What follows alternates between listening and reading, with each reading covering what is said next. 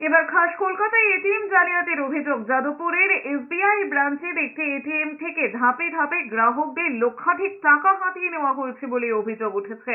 কিশোর Bharati stadium সংলগ্ন ওই ATM এ শুক্রবার রাতে টাকা তুলতে যান কয়েকজন গ্রাহক। এটিএম কার্ড ইনসার্ট করার পর পাসওয়ার্ড দিলে অ্যাকাউন্ট থেকে টাকা কেটে নিলেও এটিএম মেশিন থেকে কোনো টাকা বের হয়নি বলে অভিযোগ।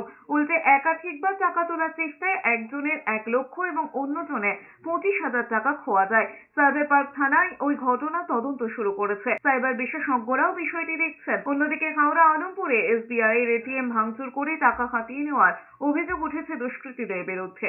গ্যাস কাটার দিয়ে এটিএম এ যেখানে টাকাটা রাখা হয় ওটা কেটে ওখান থেকে টাকা বার করেছে।